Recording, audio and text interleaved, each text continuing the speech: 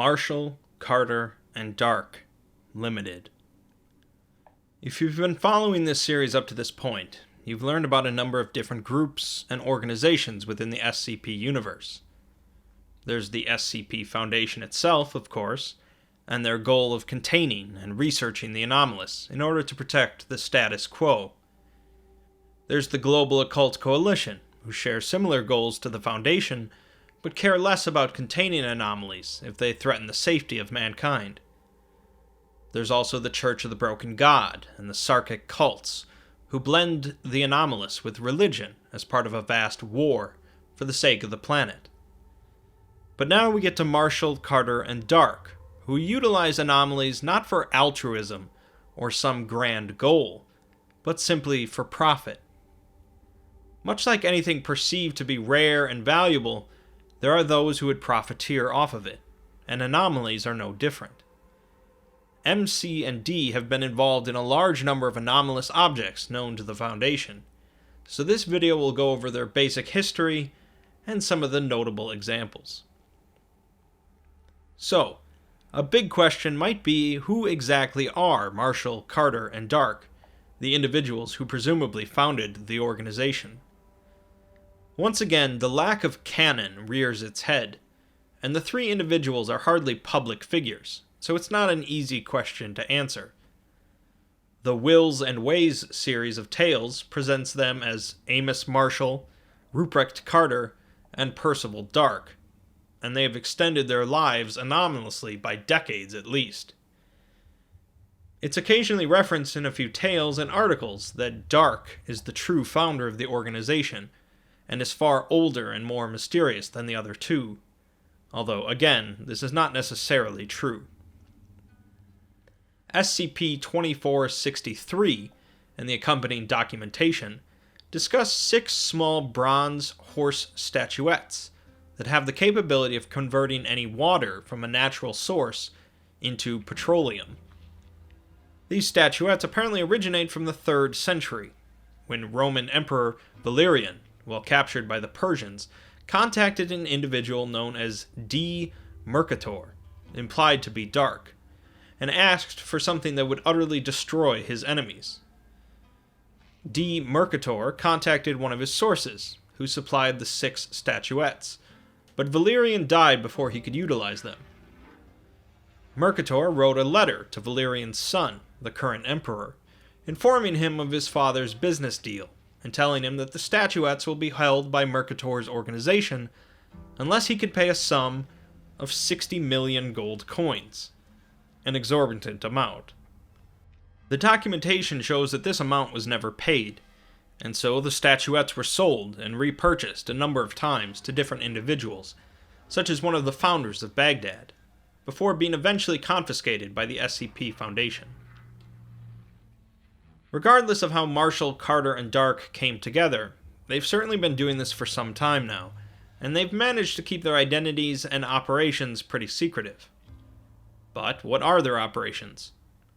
As 2463 showcased, mc&d buy, find, or otherwise acquire certain strange and unusual objects, mainly those that the SCP Foundation would classify as safe, and then proceed to sell them, often at auctions to the highest bidders. They don't especially care too much about who they sell these objects to, as long as they're rich and powerful, although there are certain exceptions to who they'll sell to.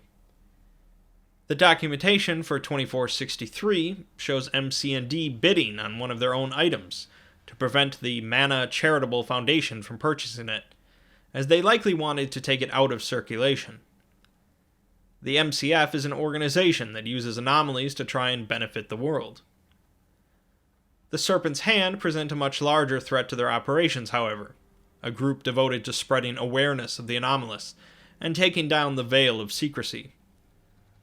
Although organizations such as the Foundation and the GOC are opposed to mc&d's operations, they can't quite compete with their level of economic power, and ultimately there are better ways for them to spend their time and efforts. Although mc&d possess a vast amount of wealth and control, and could easily plunge the world into thermonuclear war, they choose to use this power to simply gain more wealth. It's said that around 100 people specifically work for MC&D at any given time, running a highly efficient operation. But they will occasionally outsource some work to other organizations if necessary. They acquire their products through various means, primarily from purchasing items directly from anomalous creators, such as Dr. Wondertainment and The Factory. They will also trade with Prometheus Labs and obtain art exhibits from Are We Cool Yet? They then sell these items across the world, and they claim the Chaos Insurgency is one of their biggest clients, a group that uses anomalies for personal benefit, often weaponizing them. Let's discuss some of the interactions that MC&D have had with the SCP Foundation, to give you perhaps a better idea about the group, although keeping in mind these documents are written from the Foundation's perspective. As mentioned, most of the items that MC&D deal with are considered safe by the Foundation, but that does not mean they're harmless, and the group generally cares little for ethical concerns. SCP-604, the Cannibals Banquet, is one of the more grotesque examples. This SCP is a set of tableware, dishes, and glasses that, when an edible substance, primarily animal matter, is placed on or in them, turns into human flesh or bodily fluids.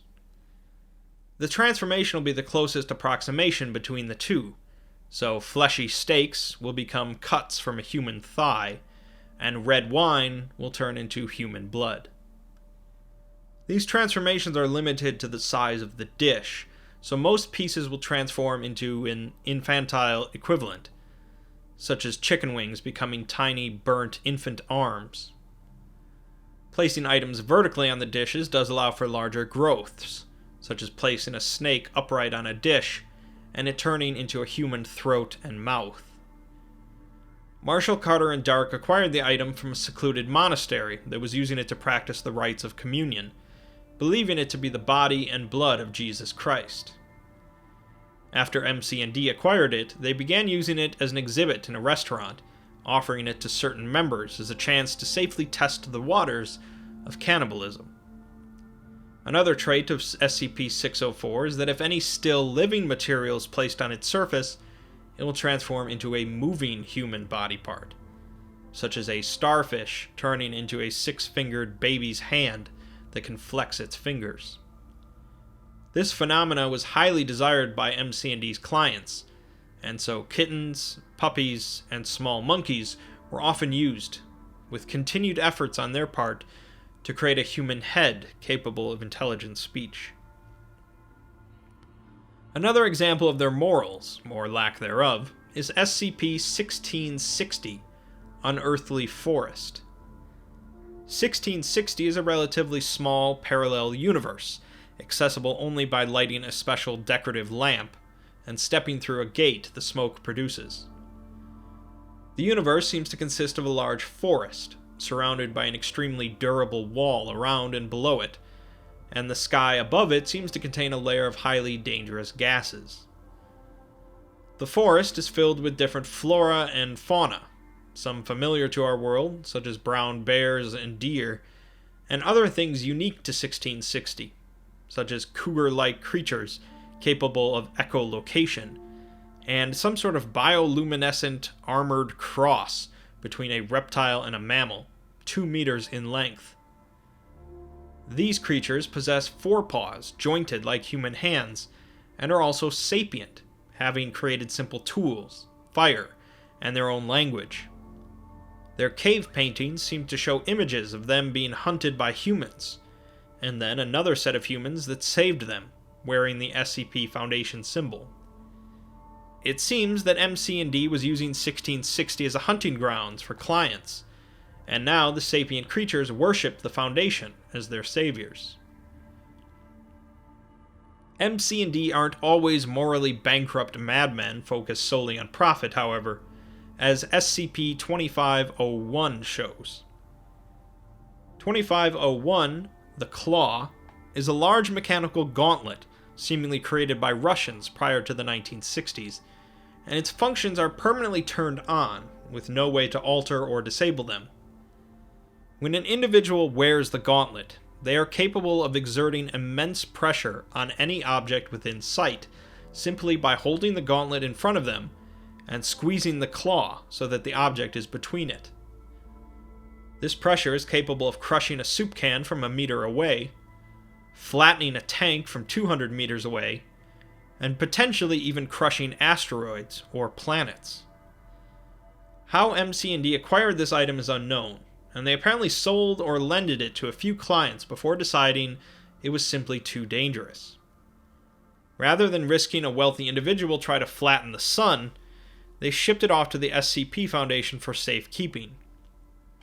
Although there isn't much love between the two groups, they acknowledge that the Foundation are simply better at keeping dangerous things safe and contained. SCP-2776 is another interesting example of the potential power that mc&d can wield, and their capabilities of affecting history. 2776 is essentially a lifelike automaton resembling George Washington. This robot contains some prosthetic features available in the 1700s, such as glass eyes and false dentures, but also possesses some highly advanced features, such as armored plating and a small fusion reactor. Letters recovered reveal that mc&d created 2776 using the corpse of George Washington, who died while still an officer in the French and Indian War. Apparently, the colonists needed both an inspirational leader as well as more firepower, and so mc&d supplied both with 2776. One of their employees, named Martha, was assigned to maintain the automaton, and he was given an estate away from prying eyes to avoid people discovering his true nature.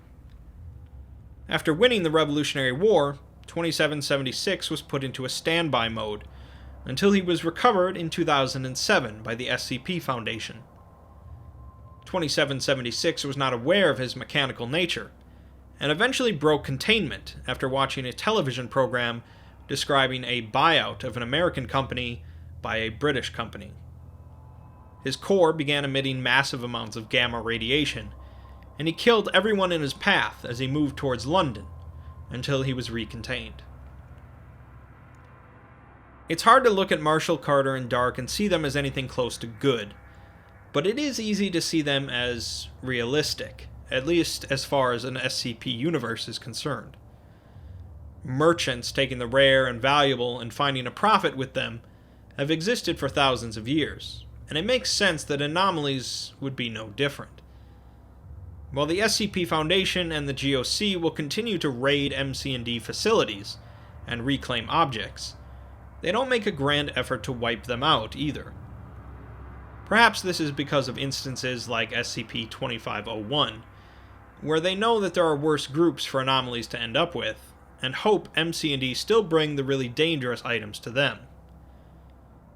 Or perhaps they realize that going to war with mc&d would be a lot like poking a bear with a stick, and cause quite a bit of trouble for both sides.